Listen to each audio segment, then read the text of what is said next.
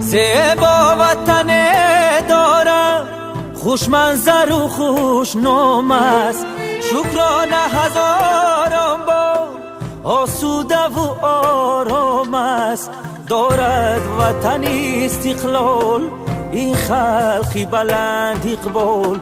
اولادی با فرهنگی فردوسی و خیام است. دارد وطن استقلال، این خلقی بلند اقبال. اولادی با فرهنگی فردوسی و خیام است.